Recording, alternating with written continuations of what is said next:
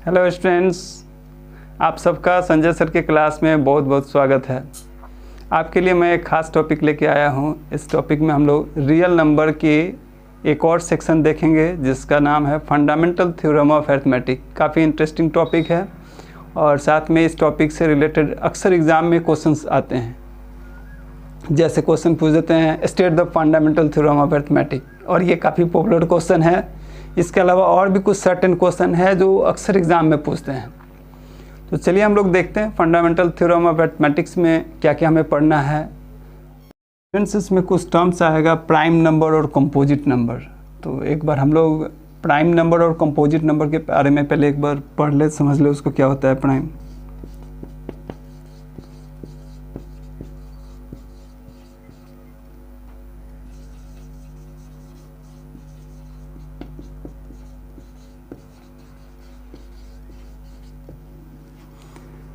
Previous classes में हम लोग पढ़ चुके हैं। प्राइम नंबर वैसे नंबर्स को कहते हैं जिसका फैक्टर 1 और खुद वो नंबर हो। A number having only 2 factors 1 and itself is known as prime number. जैसे एग्जांपल में हम लोग लेते हैं 2 का कौन कौन सा फैक्टर होता है? Factors of 2 are 1 and 2. Factors of 3 1 and 3. Factors of 5 1 and 5. Factors of 7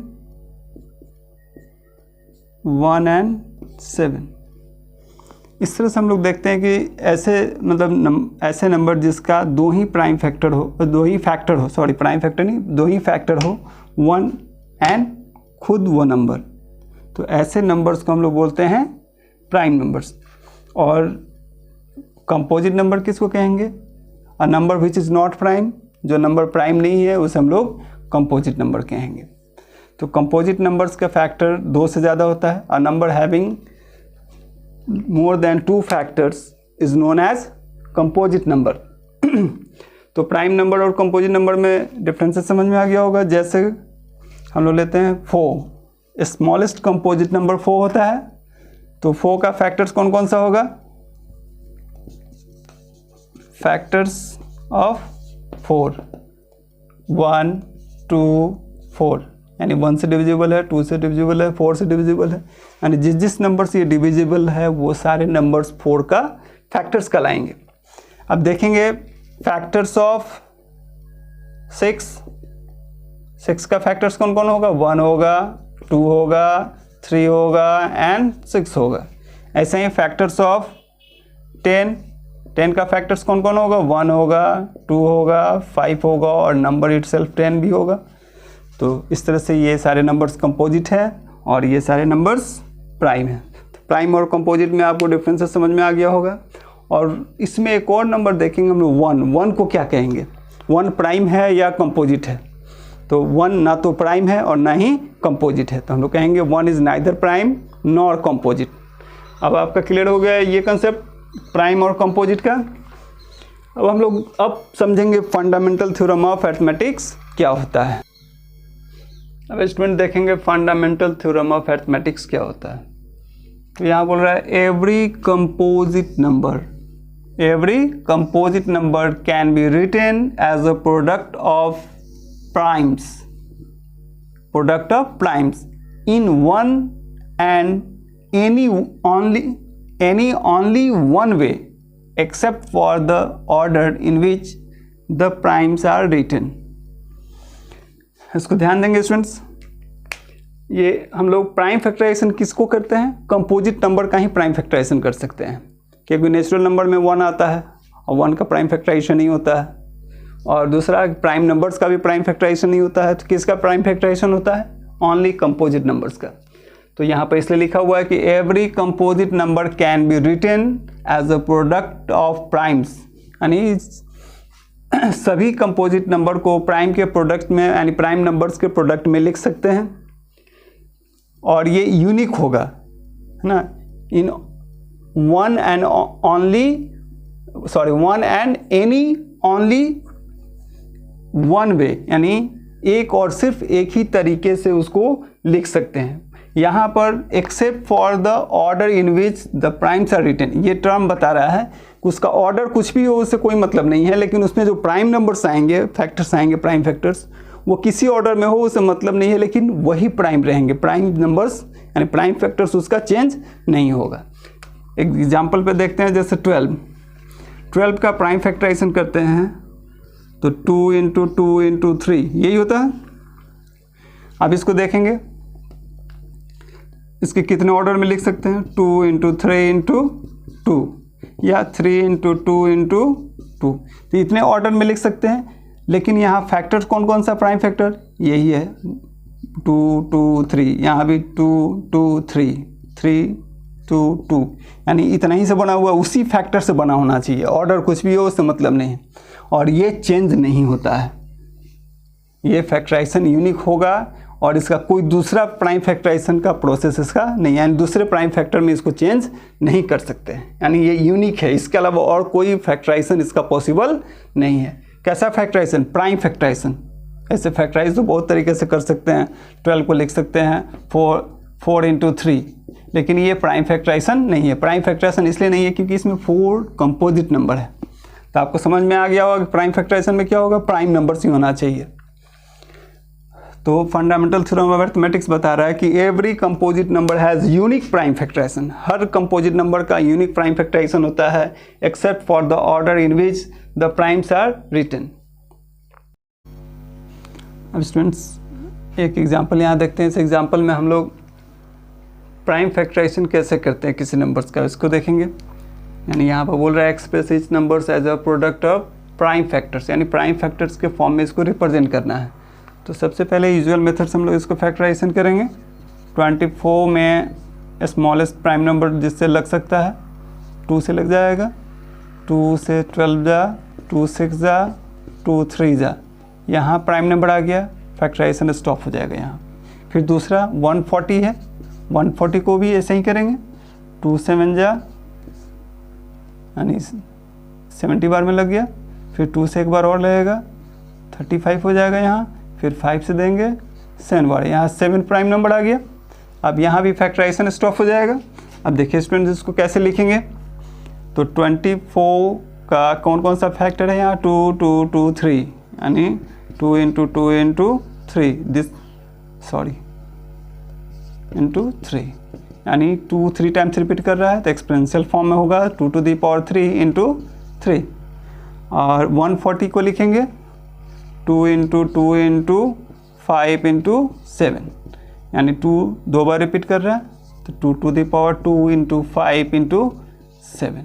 इस तरीके से हम लोग प्राइम फैक्टर्स के फॉर्म में दोनों नंबर्स को लिख सकते हैं। अब इस तरह से आप प्राइम फैक्टराइजेशन कर सकते हैं। एक और हम लोग देखेंगे prime factorisation by factor tree method.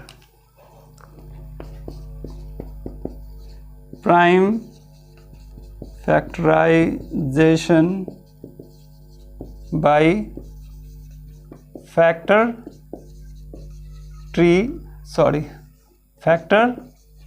Tree method. जैसे हम लोग 24 का ही लेते हैं, 24 को ट्री मेथड से करना है, तो यहाँ पर 24 लिख देंगे, इसमें ब्रांच निकालेंगे, 2 ब्रांच निकालेंगे, और एक ब्रांच में यहाँ प्राइम नंबर लिखेंगे, स्मॉलेस्ट प्राइम नंबर, जिससे 24 डिविजिबल हो। तो 2 से डिविजिबल है, तो 2 से 12 बार में हो जाएगा। फिर इस 12 में 2 ब्रांच निकालेंगे, इस ब्रांच में देखेंगे अब कौन सा नंबर से ये प्राइम नंबर से डिविजिबल है, 2 से ही डिविजिबल है, तो 2 से कितना बार में, 2 6 जा। अब यहाँ 6 से फिर 2 ब्रांच निकालेंगे, और ये ब्रांच तब तक निकालते जाएंगे जब तक कि लास्ट का दोनों प्राइम नंबर्स नहीं आ जाए। फिर 2 से लग सकता है इसमें, 2 3 जा, यानी 2 भी प्राइम नंबर है और 3 भी प्राइम नंबर है, यानी हमारा फैक्टर ट्री यहीं तक रहेगा।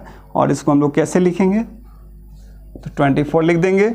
अब लेफ्ट साइड से देखेंगे, लेफ्ट साइड से लास्ट तक, तो 2 2 2 3, यानी 2 इंटू 2 इंटू 2 इंटू 2 इंटू 3। इस तरह से फैक्टर ट्री मेथड से हम लोग फैक्टराइजेशन को दिखा सकते हैं। अब स्टूडेंट एक और इम्पोर्टेंट क्वेश्चन देखेंगे हम लोग, जो अक्सर बोर्ड के एग्जाम में पूछता है। आप पलट के देखेंगे क्वेश्चन पेपर यानी क्वेश्चन बैंक, तो आपको हर 2-3 साल पे ये क्वेश्चन आपको अक्सर मिलेगा, इस तरह का क्वेश्चन दिखाने के लिए कि check whether 6 to the power n can end with the digit 0 for any natural number n। किसी भी नेचुरल नंबर n के लिए, यानी यहाँ n नेचुरल नंबर है, कोई भी नेचुरल नंबर हो सकता है, तो 6 टू द पावर n का जो होगा ये 0 से इंड होगा या नहीं, ये चेक करना है।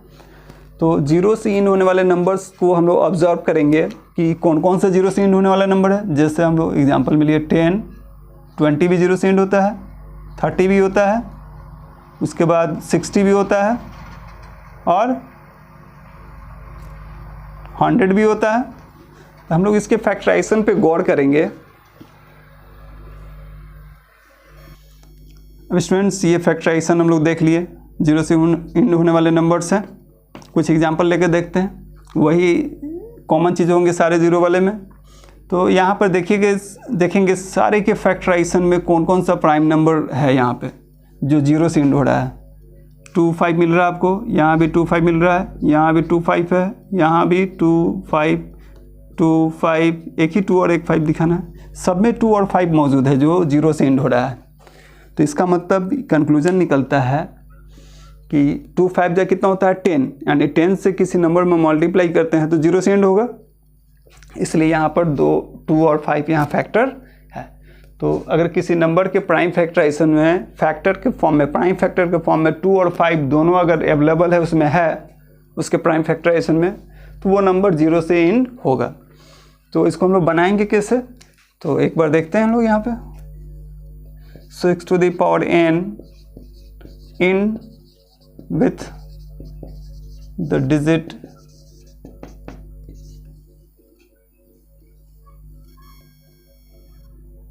if it has prime factors 2 and 5 both, यानी 6 टू द पावर n 0 से इंड होगा यदि इसके प्राइम फैक्टर 2 और 5 हो। तो 6 टू द पावर n को फैक्टराइज करके देखते हैं। 6 to the power n is equal to 2 into 3 whole to the power n, this equal to 2 to the power n into 3 to the power n। Here 6 to the power n has only 2 factors. Here 6 to the power n has only 2 prime factors 2 and 3। यहाँ देख रहे हैं 2 to the power n यानी 2n बार repeat करेगा, 3 to the power n यानी 3n बार repeat करेगा, यानी 2 और 3 ही रहेगा, इसके अलावा कोई अदर प्राइम नंबर इसमें नहीं आ रहा है। तो इसमें 5 नहीं है, 5 नहीं है, और 5 होना मस्ट है। जब तक 2 और 5 दोनों नहीं हो, 2 है लेकिन 5 नहीं है, दोनों होना चाहिए। अगर दोनों नहीं है तो वो 0 से एंड नहीं होगा। तो इसका चेक करेंगे कि अदर कोई प्राइम फैक्टराइजेशन पॉसिबल है कि नहीं इस नंबर का। तो हम लोग पढ़े हैं according to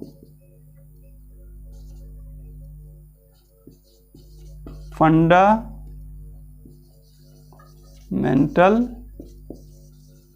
theorem of arithmetic, according to fundamental theorem of arithmetic, every composite number has unique prime factorization।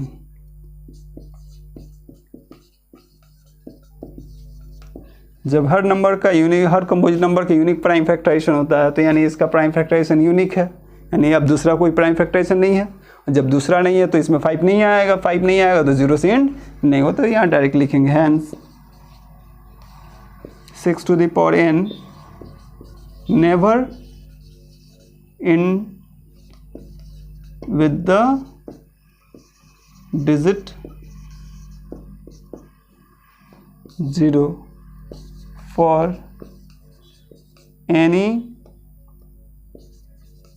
value of n। अब हम लोग थर्ड एग्जाम्पल देखते हैं। इसमें find the HCF and LCM of 8 and 36 by prime factorisation method. अब हम लोग long division method से पहले पढ़े हुए हैं छोटे क्लासेस में।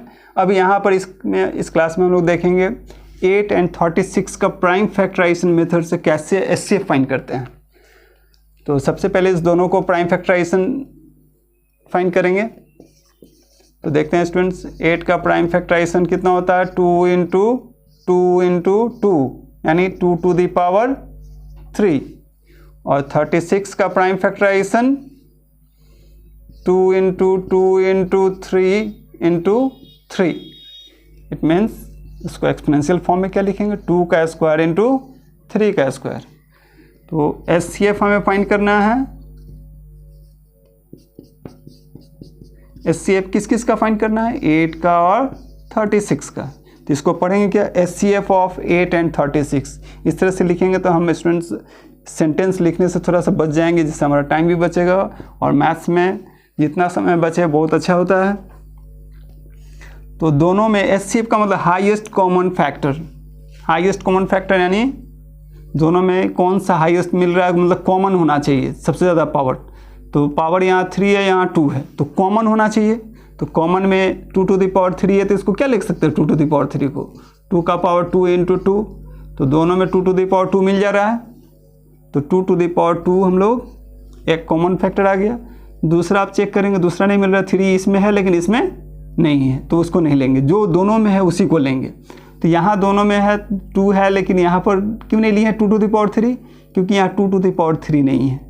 इसमें 2 to the पावर 2 कॉमन हो सकता है, लेकिन 2 to the पावर 3 इसमें नहीं मिलेगा, इसलिए हम लोग 2 का स्क्वायर लिए हैं। अब दूसरा कोई फैक्टर कॉमन नहीं है, यहीं तक रखेंगे इसको। तो 2 का स्क्वायर हो जाएगा 4, यानी 8 और 36 का HCF 4 आ गया। अब LCM देखते हैं हम लोग। LCM में 8 and 36 का LCM।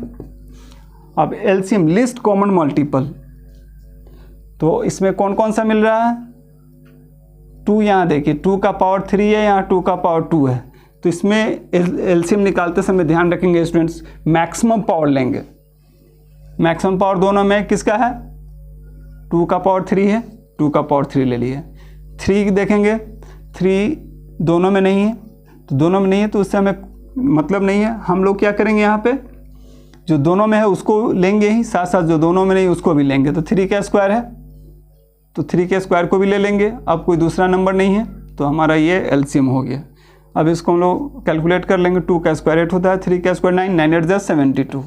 इस तरह से LCM और HCF हमारा फाइंड हो गया।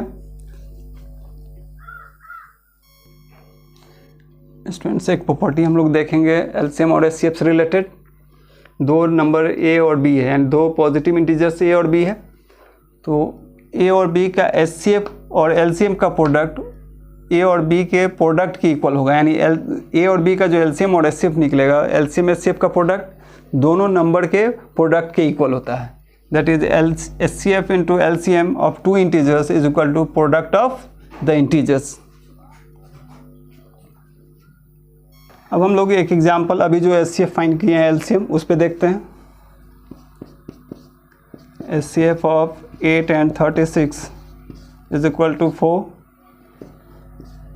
LCM of 8 and 36 is equal to, अभी कितना फाइंड किया था हम लोग, 72।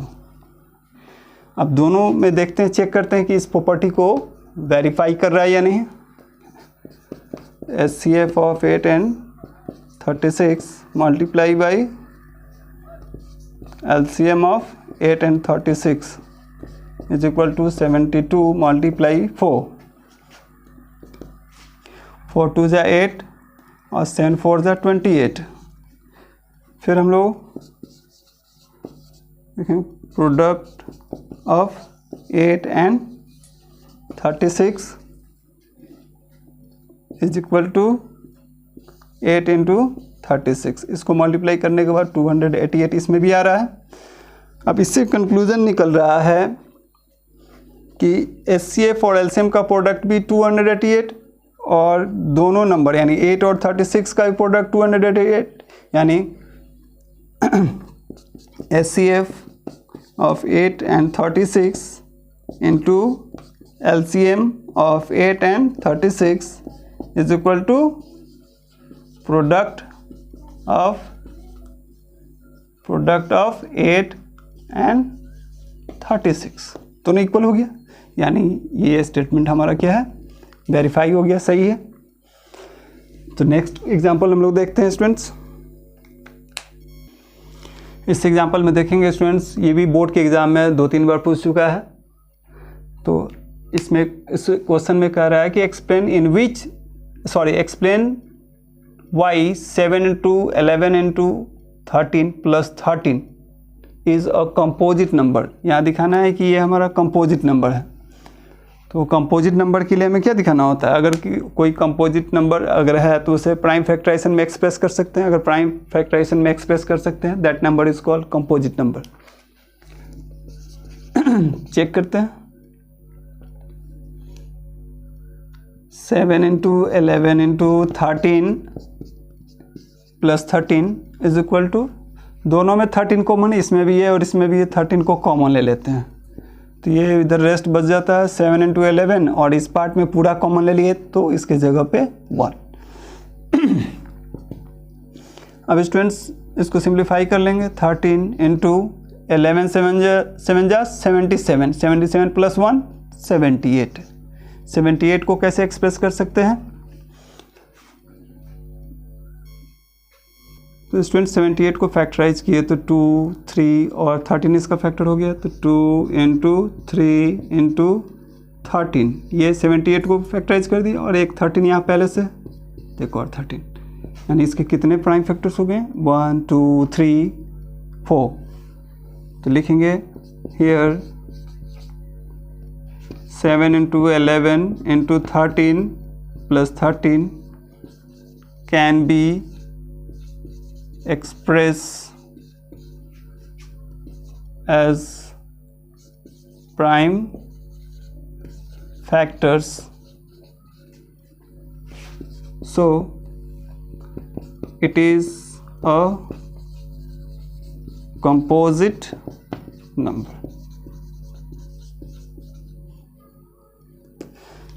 यानी ये नंबर को हम लोग प्राइम फैक्टर्स के रूप में एक्सप्रेस कर सकते हैं। प्राइम फैक्टर्स के रूप में अगर किसी नंबर को एक्सप्रेस कर सकते हैं, प्राइम फैक्टराइजेशन कर सकते हैं, that number is composite number. तो इसलिए ये नंबर हमारा क्या होगा, कंपोजिट नंबर है। बहुत छोटा सॉल्यूशन है और आशा है कि आपको क्लियरली समझ में आ गया होगा। तो स्टूडेंट्स अभी जो टॉपिक बताया फंडामेंटल थ्योरम ऑफ अरिथमेटिक्स, और इसमें जितने भी एग्जाम्पल्स बताए हैं लगभग सारे एग्जाम्पल्स काफ़ी इंपॉर्टेंट है, बोर्ड के एग्ज़ाम में रिपीटेडली ये पूछते हैं और इसकी प्रैक्टिस आप कंटिन्यूअस करेंगे।